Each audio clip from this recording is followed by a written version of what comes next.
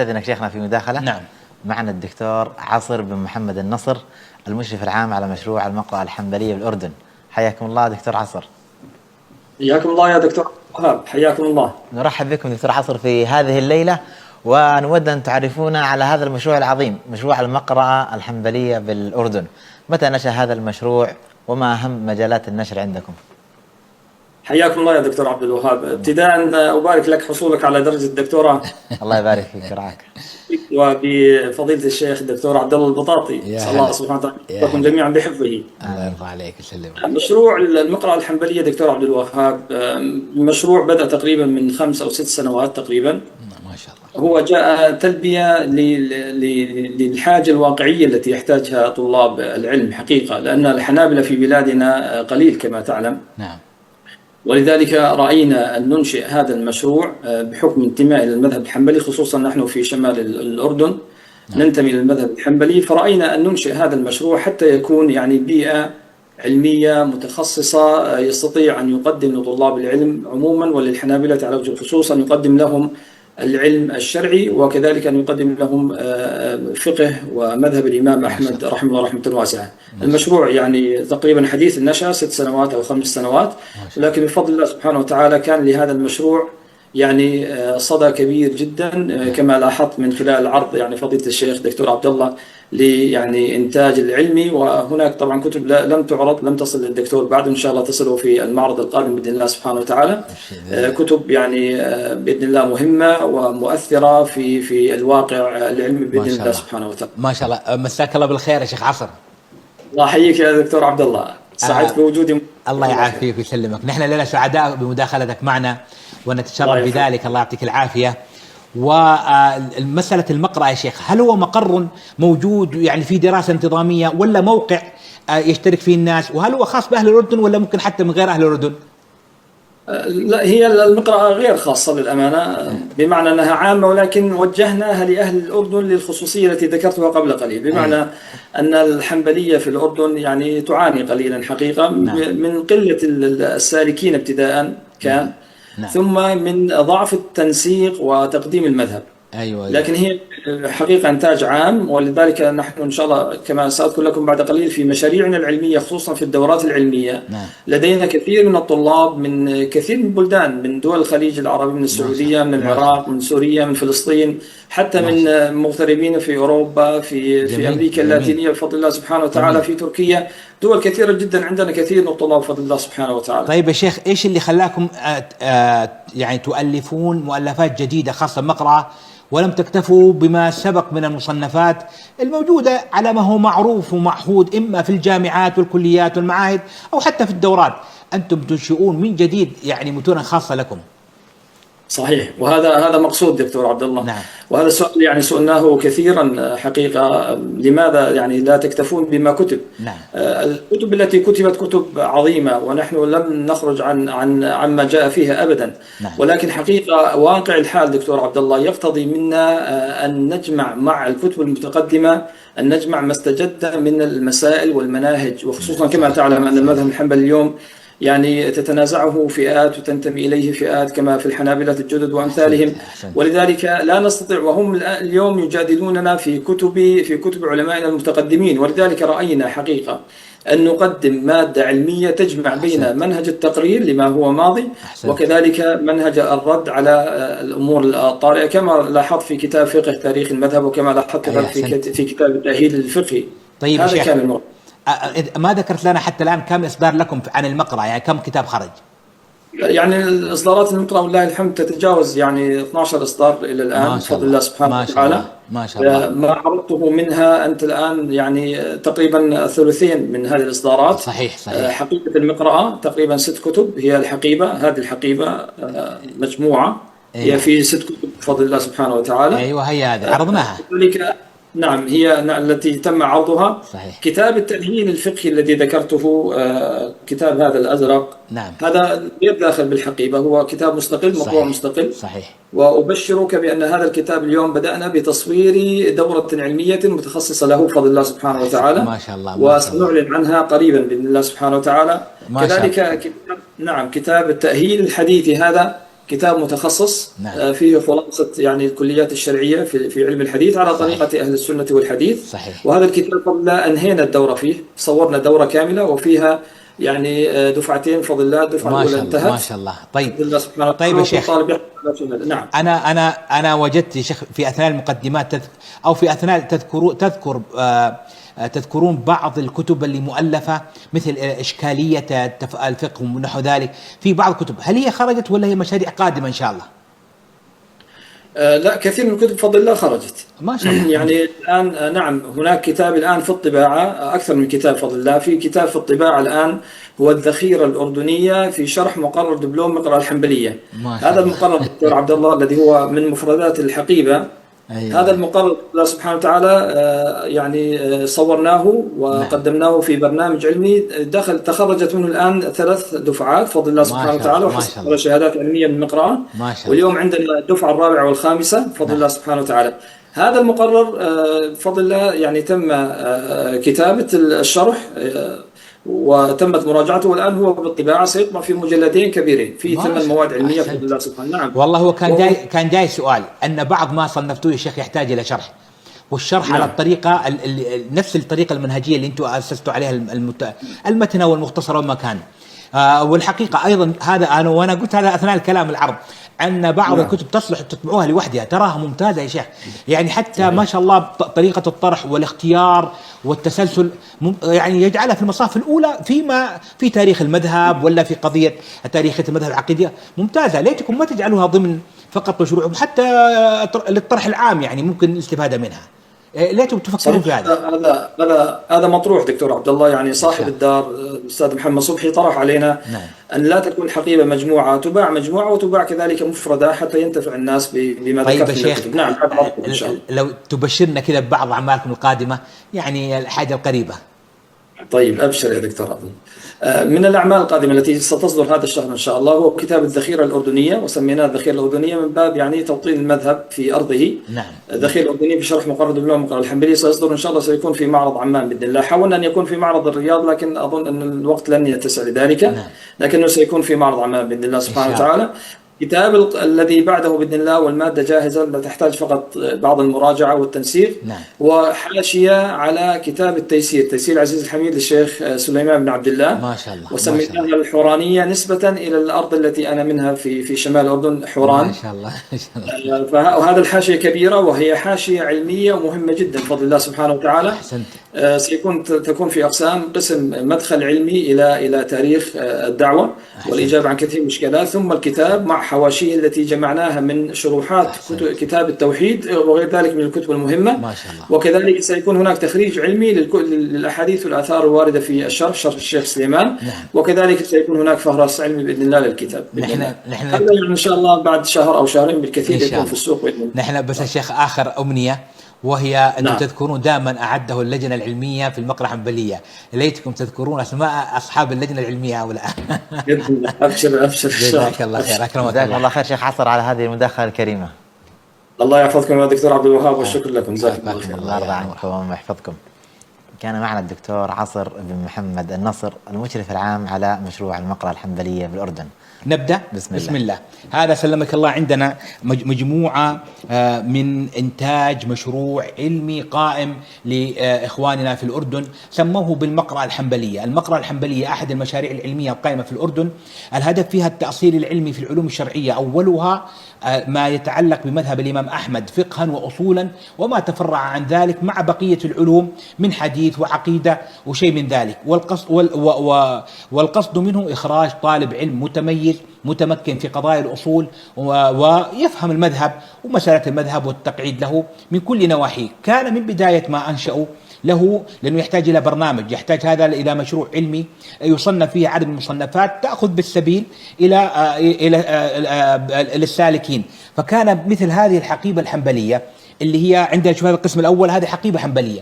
الحقيبة الحنبلية هذه تعنى بتأصيل وتقعيد وبيان ما يتعلق بمذهب الإمام أحمد تاريخا ونشأة ورجالا وطبقات ومسالك الأئمة الحنبلية الحنابلة، وأهم مصنفاتهم وما يتعلق بالقول المعتمد كيف يكون، مع قضايا أخرى على تاريخية نشأت هي أشبه ما يكون مشكلات أو تحتاج إلى إجابات إلى الوقت العارض مع ظهور بعض الأشياء والقضايا المطروحة وشيء من ذلك. بدأوا بسلسلة مصنفة في هذا هذا أول واحد عندنا، حتى مكتوب القسم الأول، وهو كتاب يتعلق ب مسرد بتاريخ مذهب الإمام أحمد كيف نشأ من بدايته، سموه فقه تاريخ مذهب الإمام أحمد رضي الله عنه. إعداد الإخوة في اللجنة العلمية في المقرأة الحنبلية، والمشرف العام على هذا المقرأة وعلى هذا المشروع كاملا أخونا الحبيب فضيلة الشيخ الدكتور عصر بن محمد النصر وفقه الله. طبعا هذا يا ولدي هذا يشبه بل هو ما المصنفات التي كتبت في تاريخ نشأة المذاهب، وهذه مصنفات معروفة، لكن الحقيقة ما قاموا عليه الإخوة ها هنا من كتابة واعية فيها خلاصة ما قرئ في هذا الباب وما صنف، مع إضافة الخبرات في المتراكمة في بابها، يجعله من الكتب الترشح في المرتبة الأولى لأجل ما فيه من حسن السبك والعبارة وتقريب المعلومة لكل نافع ومفيد وقصد مثل هذا الكتاب.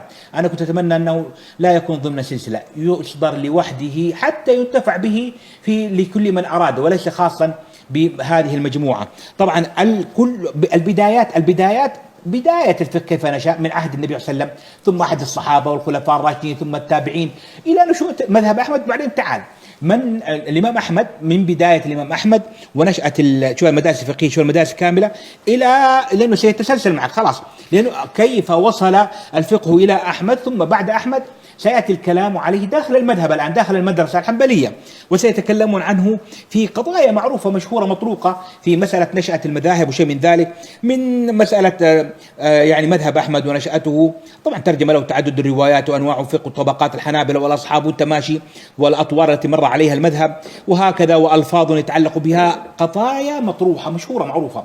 لكن أعجبني جدا وفقهم الله وقد أحسنوا لما طرقوا إلى قضايا تاريخية مشكلة في تاريخ نشأة الإمام مذهب الحنابلة، خاصة بعد ذلك يعني في العصور المتأخرة، لما مثلا القضايا من القضايا المطروحة كثيرا تشدد الحنابلة. ماذا يعني تشدد الحنابلة وكيف كان أو ما منشأ هذا القول؟ تطرقوا إلى الحنابلة الجدد، كيف ظهرت هذه الطائفة أو الفكرة هذه أو المنحى هذا كيف ظهر أصلا، وهكذا يتتبعون لك قضايا تحتاج إلى إجابة وبيان واضح وفقهم الله، لأنها تنسب للمذهب وشيء من ذلك إلى أتوا إلى التفقه المعاصر وما ينبغي أن يكون عليه، وهل هو يضاد ما عليه التفقه على الطريقة الحنبلية أو لا. وفقهم الله. الكتاب الحقيقة ضخم جدا، من إصدارات طبعا الإصدارات الجمعية اللي هو المشروع المقرأة الحنبلية، لكن إصدارات ركاز للنشر والتوزيع بالأردن. هذا مجلد واحد. مجلد واحد. لا هي مجموع حقيبة. هذا القسم الأول هو جزء واحد، طبعا كل عنوان أو موضوع أو فكرة ستأخذ جزء واحد. شوف هذا القسم الثاني عندنا، وهو ما يتعلق بأصول المذهب الإمام أحمد، أو بمعنى صح ما يتعلق الأصول بعدد من العلوم، سموه كذا أصول مذهب الإمام أحمد رحمه الله، أصول الفقه وأصول الحديث وعلوم القرآن. طبعا هو نبه في المقدمة إلى ترابط العلوم وتشابكها بعضا من بعض، ولا يمكن يكون إنسان يريد مذهب الحنابلة يتفقه عليه وليس عنده أصول يبني بها. ثم هذا الأصول لا بد من معرفة الحديث، لأن الحديث أصلا لمذهب أحمد يقوم على الحديث والأثر، وهذا أشهر معنى مشهور عنه. وعلوم القرآن لا بد من معرفتها بعض العلوم القرآن. أما طبعا هذا معناه الكتاب سوف يقسم عندنا إلى 3 كتب في الداخل. طبعا هو من إعداد اللجنة العلمية في المقرأة الحنبلية بإشراف أخينا الحبيب فضيلة الشيخ الدكتور عصر بن محمد النصر. أول ما بدأوا في أصول الفقه ما يتعلق به ها هنا، قد ذكروا في أصول الفقه أن هذا الكتاب بنوه على مختصر الروضة للإمام الطوفي رحمه الله. الطوفي رحمه الله مختصر مشهور سيار، حذفوا منه ما يتعلق بذكر المذاهب والأقوال وكثرة التمثيل، حذفوا وأبقوا على ألفاظه على المعتمد في مذهب الحنابلة في أصولهم. فالكتاب عندنا مختصر، هذا الآن يعد من أحد المختصرات للكتاب، لأنه سبق أن عرضنا جملة من مختصرات مختصر الطوفي أصلا، وضحت هذا يصير عندنا أحد المختصرات. ليته يطبع بطريقة أخرى مفردة حتى يستفاد منها مع الشرح، لأن فيها من حسن التحرير والاختيار ما يشكرون عليه. لما جاءوا إلى هذا مصطلح الحديث، أصول الحديث عند الحنابلة في أصول الإمام أحمد، قالوا بنوه على طريقة الإمام أحمد، وهي طريقة أهل الحديث وأدبيات أهل الحديث وبنوه عليه، فإنهم جلوا يعني كتبوها بصيغة بحيث تكون واضحة للطلبة والقارئين وهكذا، يعني هي تباين كثيرا طرائق المتون المختصرة اللي بألفاظها المعروفة وشيء من ذلك، لأنهم أدخلوا فيها فصولا وأشياء مما يحتاج إليها ويعني لا بد من معرفتها. أما فصول في علوم القرآن والتفسير فإنهم لم يذكروا في المقدمة الحقيقة على ماذا اختصروها، لكن الظاهر إنها من جملة من المراجع اختصروا فيها هذا الفن، هذه الفصول اختصروها فيها جملة مما يحتاج إليها من معرفة في أصول التفسير وعلوم القرآن عموما. جزء لطيف من إصدارات دار الركاز للنشر والتوزيع بعمان. هذا سلمك الله القسم الثالث، وهو عبارة عن شقين. الأول يتعلق بفقه السلوك، وهذا اختصروا فيه من كلام العلامة ابن مفلح في الآداب الشرعية، وجاءوا طبعا كلام الآداب الشرعية ابن مفلح كتاب مطول معروف، وقد نثر فيه الكلام، وهم من أحسن المصنفات في بابه رحمة الله عليه. هم جاءوا واختصروا ما يحتاج إليه ورتبوا بعض القضايا في الداخل مما يحتاج إليه في هذا المختصر طبعا.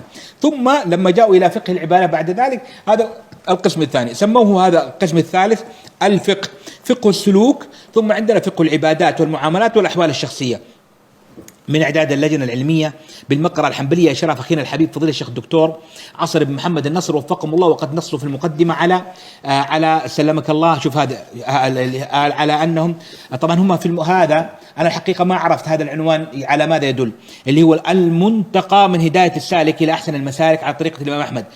طبعا ما أدري شو هداية السالك، ما ذكر من هو إيش هذا هداية السالك، وهل المنتقى هو لهم ولا ما ذكروا، لأنهم ما أدري هل هم سموه المنتقى، ما ذكروا شيء مقدمة ما تبين لي، الله أعلم. كنت أتمنى لو وجدت كلاما عنه حتى يكون الكلام واضحا، يعني لماذا سموه المنتقى من هداية السالك، أو أن لهم كتابا في هداية سموه هداية السالك وهم انتقوا. ثم الفقه كله الباقي منتقى، هذا واضح من دليل الطالب مرعي الكرمي. أيوه طبعا هم اختصروه لأنه أصلا مرعي الكرمي رحمه الله مختصره غاية في الترتيب وعباراته دقيقة، وهو على المعتمد عند الحنابلة من المتأخرين، فهم اختصروه إلا يقولون في بعض المواضع ما كان نستطيع الاختصار فأبقوه أبواب على ما هي عليه، لكن كل أبواب الفقه موجودة عندنا في التي هي موجودة في كلام العلامة مرعي الكرمي في دليل الطالب وفقهم الله. هذا الجزء، هذا عندنا جزء القسم الثالث من إصدارات ركاز للنشر والتوزيع بعمان. هذا الرابع عندنا والأخير ضمن الحقيبة، هو الحقيقة في واحد ثاني سيأتي بعد قليل. في العقيدة سموه العقيدة والتوحيد، لكن سموه تسمية المنتقى المحرر المختصر من عقيدة أهل الأثر. طبعا أولا هو هذا المنتقى فيه قضايا الاعتقاد والتوحيد، هذا صحيح. ثانيا أصلا هذا لم يختصروه من كتاب، وإنما جعلوا يعني صبوا فيه خبرتهم ومسحهم وجردهم بجملة طويلة كبيرة. ذكروا في المقدمة مسرد بمجموعة من المصنفات الأولى الأثرية، أو حتى الكتب العقيدة المسندة القديمة، إلى مصنفات طبعا مصنفات أحمد في الأساس المنقولة على الكرد على الجهمية وغيرها يعني، وما نقل عن من روايات في الأبواب، حتى وصلوا إلى المصنفات المعاصرة التي صنفت لتقرير ما نقل عن أحمد من أبواب الاعتقاد وأصحاب الإمام أحمد. وضحت الفكرة؟ وهذا كله جعلوه في هذا المختصر المفيد. وهذا المختصر أتمنى أيضا أن يفرد، لأنه الحقيقة متعوب عليه من جهة أخرى يحتاج إلى شرح. أتمنى إن شاء الله أنهم يقومون بشرحه شرحا يليق به، لأنه مرتب ترتيب حسن جدا، خاصة وقد نبهوا الحقيقة مو هنا سيأتي إن شاء الله تنبيه على قضية جدا مهمة، وهي مسألة أن كثيرا من المتأخرين من يطلق المصطلح الحنبلي أو العقيدة الحنبلية على من تأثر من الحنابلة بكلام المتكلمين، والتقطوا هنا وهنا من القضايا معروفة مشهورة وطرقت هنا وهناك. القصد قام على إعداد إخواننا في اللجنة العلمية بالمقرأة الحنبلية، والمشرف أخونا الحبيب فضيلة الشيخ الدكتور عصر بن محمد النصر وفقه الله. شوف هذا مسرد طويل بالكتب الحنبلية أو الكتب العقيدة السلفية والأثرية التي قرأوها وجردوها وأخرجوا منها جملة من أو جملة الكتاب، ثم بعد ذلك بدأوا بفصول وبدايات معينة فيها بناء العقدي وما يتعلق ما يحتاج إليه من قضايا مهمة تسليمية، ثم دخلوا في الأبواب. طبعا من الأشياء الواضحة الظاهرة جدا هذا الفهرس، لأن بعض الإخوان يصورون الفهرس ويحتاجونهم. طبعا هو مستكمل لأبواب الاعتقاد المشهورة المعروفة المطروقة في كتب الاعتقاد، إلا أن مسائل توحيد العبادة الألوهية سوف يفردون إن شاء الله بكتاب، ولهذا أخروا تفاصيلها إلى ما سيأتي بعد قليل سنذكره إن شاء الله. لكن أبواب الاعتقاد الباقية المطروقة جملة في كتب أهل السنة موجودة بتمامها وكمالها وفقهم الله إلى آخر باب. عندنا باب في جملة من مسائل الأصول عند أهل السنة والجماعة وفقهم الله. طبعا مما يلاحظ على مصنفاتهم كما ترى أو ما يخرجونه يعني تقريبا خلوة من الهوامش ويعني التعليقات والشرح، لأنه هذا ليس مظنة، هذه موضوعة لأجل أن ينتفع بها الطلبة والمستفيدين الملتحقين بهذه المقرأة أو شيء من ذلك. والأمر الثاني أنا كنت أتمنى يضعون، والحقيقة ما وضع ولا في كتاب قسم المراجع، ما أدري وين المراجع يعني، إلا إذا كانت مرفوعة في النت أو لها باركود معين الله أعلم. الكتاب إصدارات مركز ركاز أو ركاز دار ركاز للنشر والتوزيع. في كتاب هذا التوحيد لعل ما ذكروه في البداية هو المراجع، كله كتب التوحيد كلها، حتى لما سيأتي ما في ذكر للمراجع. هذا سلمك الله. طبعا هذا لخصوا فيه كل الأربع الأقسام الماضية، حتى أرادوا به أمرين اثنين: الأول أن يكون في متيسر لعامة الطلبة المبتدئين فيرجعون، يعني هذا ملخص للأربعة، والثاني أن ينتشر بين عامة الناس والمثقفين غير المختصين، ليكون عندهم جملة العلوم من فقه وتاريخ الفقه وشيء من العقيدة والحديث وأصول، لكن بجملته جمعوه في هذا الذي سموه مقرر، طبعا دبلوم المقرأة الحنبلية، ضمن مشروع حقيبة المقرأة اللي سبقنا قبل قليل عرضناها، إعداد اللجنة العلمية بالمقرأة الحنبلية، والمشرف عليها أخونا الحبيب فضيلة الشيخ الدكتور عصر بن محمد النصر وفقه الله. والكتاب ما هو إلا ملخص لكل ما سبق، كل ما سبق هو ملخص القسم الأول فقه تاريخ المذهب، حتى حافظوا على نفس العناوين التي هي كانت مفردة فيما مضى، كما حافظوا عليها. القسم الأول هو اللي ذكرناه قبل قليل، القسم الثاني والثالث. الكتاب عبارة عن مختصر مجموع في جزء لكل ما مضى من إصدارات ركاز للنشر والتوزيع بعمان. هذا يا ولدي كتاب أجابوا فيه عن الأسئلة التي كانت تطرح عليهم في الموقع المخصص للمقرأة الحنبلية. أولا الأسئلة منوعة، ليست أسئلة معينة، فيها في العقيدة، فيها في المنهج، فيها في القضايا الفكرية، ولكن في الكثير تتعلق مذهب الحنابلة أصولا وتاريخا، وبعض القضايا يعني بعض القضايا التي يمكن أن يجاب عنها كأسئلة قد لا يكون أحيانا من الصواب إدخالها ضمن كتاب أو شيء من ذلك، تجد أجوبتها هنا، فهي منتقى بعناية. طبعا المجموعة هذا لما أجابوا عنه واضح في الموقع، ثم جمعوها هنا ما سموه كتاب إجابات المقررات المقرأة الحنبلية. طبعا اللجنة العلمية قام على إعداد اللجنة العلمية بالمقرأة الحنبلية من إشراف أخينا الحبيب الدكتور عصر بن محمد النصر. شوف يا ولدي، الكتاب في الداخل أعطوا للأسئلة لكل سؤال رقما هكذا، نشوفها. السؤال الأول كذا، السؤال الأول: ما هي المقرأة؟ على طول هذا سؤال عن الماهية ما هي المقرأة والإجابة عنها. أجابوا عنها يعني كبيان لها. طبعا ليس هناك تقسيم للأسئلة على حسب الموضوعات ولا العلوم، جعلوها سردا من جهة أعطوها أرقاما متسلسلة، وهذه الإجابات. والحقيقة أن الإجابات موفقة مسددة إلى حد بعيد ولله الحمد، ووفقهم الله. والكتاب عبارة عن 56 سؤالا. شوف هذه طريقتها: كل سؤال يعطونه رقما ويجيبون عنه إجابة محررة، فهي ليست من إجابات من رأس القلم ولا مجرد لا ونعم أو ترى. والكتاب والإجابات ليست فتاوى، ما هي فتاوى، إجابات محررة فيها بيان قضايا نوعا ما يحتاج إليها. مما 56 سؤالا كان آخرها ما السواد الأعظم والسلفية المعاصرة والقول بذلك، يعني ما الفرق أو شيء من ذلك. وفقكم الله أكثر الأسئلة الموجودة تراها منهجية يحتاج إليها.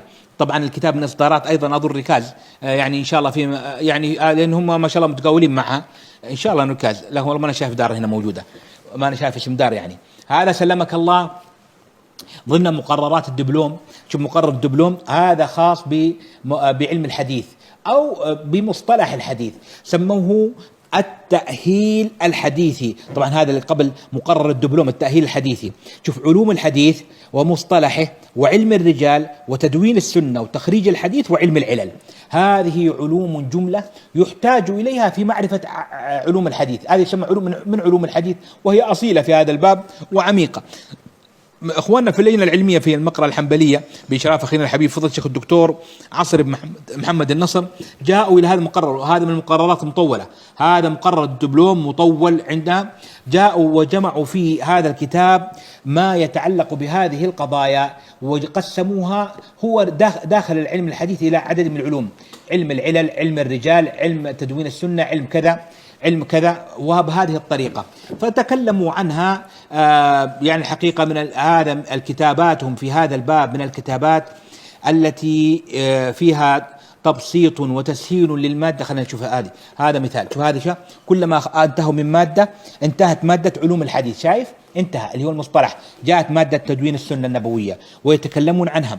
واضح جدا أنهم أفرزوا جملة من الملخص لجملة من المصنفات في بابها، جعلوا طريقة التدريب طريقة يعني فيها تسلسل نموذجي لبناء الفكرة العلمية عند الطالب والمتأهل صاحب التدريب. شو انتهت المادة، جاءت مادة علم الرجال، وهكذا إلى بقية الأبواب كاملة. والحقيقة هذا يعد من المقررات المطولة عندهم من طبعا حتى استارات أظن ركاز، لكني ماني شايف اسم الدار على ما سبق في البيان الأول. هذا يا ولدي أيضا مدخل جعلوه لدراسة التوحيد، وهذا هو اللي خصوه بتوحيد العبادة، توحيد الألوهية، وعطالوا فيه النفس، سموه مدخل إلى دراسة التوحيد.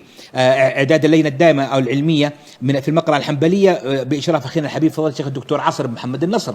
وهذا الكتاب يركز جدا على مسألة توحيد الألوهية وتوحيد العبادة وبيان المعنى الصحيح لها ومعنى الشهادتين وما يناقض ذلك أصلا، وقدموا له بمقدمات ممتازة على طريقتهم. لكن هذا ما شاء الله هذا ترى من المفاريد اللي عندهم، يعني الوحيد مثل ترى فيه هوامش طويلة. هذه الهوامش طويلة هي نوعا ما كاشفة مبينة فيها شيء. يعني الكتاب الوحيد اللي وجدته ما شاء الله عندهم في إحالات، شوف ما شاء الله، وبعض التقريرات وردود وأشياء يعني على خلاف العادة جرت العادة على خلاف ذلك. وأما قضايا توحيد العبادة فهي الحمد لله جملة موجودة هنا، فيها فصل في أعمال نواقض لا إله إلا الله، في آخر شيء فصل في الأسباب والنبوات وشيء من ذلك. أيضا أنا ما أدري، أنا دار نشر هي على ما سبق. هذا أيضا مقرر. هذا يا ولدي كتاب منهجي بامتياز، وهو يتعلق كما سموه في صناعة الوعي الفقهي. طبعا خلينا العنوان من أولي. طبعا هذا مقرر الدبلوم في التأهيل الفقهي، مقدمة علمية متقدمة في صناعة الوعي الفقهي. أولا صدقوا لما قالوا مقدمة علمية متقدمة، فإن هذا يحتاج طالب العلم الحقيقة المتوسط والمبتدئ كبيرة عليهم، فهي متقدمة. أمر ثاني في صناعة الوعي الفقهي هو ليس الحقيقة يعني التأهيل الفقهي اللي هي معرفة المسائل وأخذ متن في مسائل الفقه، لا، هي تأهيل فقهي لإدراك موضوع الصناعة الفقهية وما يترتب عليها، إجابات منهجية ممتازة تنظم لك الفكر والعقل الفقهي عند المتلقي والسامع والباحث وغيرها، حتى عند العالم المفتي وما يتعلق به. الكتاب جاء بقضايا مهمة جدا تطرح، وقسموه إلى أقسام ثلاثة. الأقسام الثلاثة جعلوا كل قسم منها هذه الأقسام الثلاثة، كل قسم يتناول جهة. في الأول تكلموا فيه عن الفقه، ما هو تعريفه وعلائقه وحقيقته ومسالكه ومشكلاته. والثاني القسم الثاني في التفقه المذهبي، وهذا يحتاج إليه في بيان هل العودة إلى المذاهب والصورة البنائية للحكم الشرعي كيف يكون. والأخير القسم الثالث ما يتعلق بالمعارف المذهبية مما يحتاج إليه المذهب الحقيقي والاصطلاحي والقول المعتمد وقضايا. هذا حرر تحريرا، هذا يصلح حتى رسالة علمية، لكن مع تطوير، بس يبغى له شوية يعني على حتى تخرج في رسالة علمية، وهو مما يحتاج إليه. أنا هذا أتمنى أن يفرد بطباعة حتى يستفاد منه بطريقة لما فيه من كتاب متعوب عليه تحريرا وبيانا لبعض القضايا المنهجية والأصولية مما يحتاج إليها طالب العلم عموما في قضايا شائكة فيها جواب وبيان وتوضيح، الله يعطيهم العافية. هذا من إصدارات ركاز للنشر والتوزيع بعمان. الأخير عندنا، أنا أعرف أنك قاعد تستعجلني والشيخ على معنا الله يعطيه العافية، وهي قضية يعني سموا كتابهم قاعدة في تاريخية المسألة العقدية. والحقيقة هذا ظلم للكتاب. الكتاب عبارة عن مو قاعدة، منهج لدراسة العقيدة، لأن المقصود به في هذه أن يحسن الإنسان تصور المسائل العقدية ومراحل مرورها من بداية ما كان عليه الأمر إلى كيف سارت وما دخل فيها وما أخرج منها، وهكذا حتى ما الذي حصل فيه من التحوير، كيف وقفت الفرق والطوائف من الأدلة بأنواعها، وماذا حصل فيها من تغيير تبديل زيادة نقصان. هو هذا ضبط منهجي لقضايا الاعتقاد من بداية تصور مسائل العقيدة إلى بدايات القول فيها وبناها على الوحي إلى مسالكها بعد ذلك وأدلتها والنتائج التي خرجت عندنا. خلينا بس نكمل العنوان.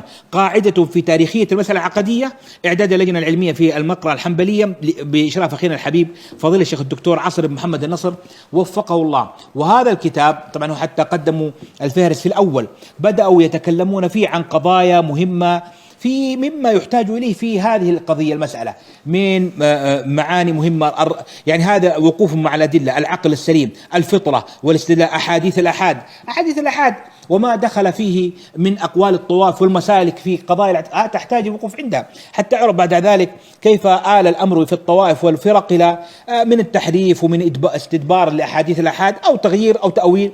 ثم الأحاديث الضعيفة، هل توجد حديث ضعيفة؟ لماذا توجد حديث ضعيف؟ فعلا في كتب المسندة العقدية المتقدمة منهج السلف اللي هو ضبط المنهج، ضبط المعنى، ما المراد بالمعنى وما هو منهج السلف التي يفهم بها المعاني، والتماشي بقضايا الحقيقة تستطيع تكون قضايا مصيرية لحسن التصور والاعتقاد، لا بد من إدراكها وفهمها. الله يعطيهم العافية. كتاب في غاية التحرير والإجادة ويحتاج إليه، وهذا مما أتمنى أيضا يطبعوه إن شاء الله مفرد حتى يخرج عامة الناس من إصدارات ركاز للنشر والتوزيع بعمان. وفقهم الله.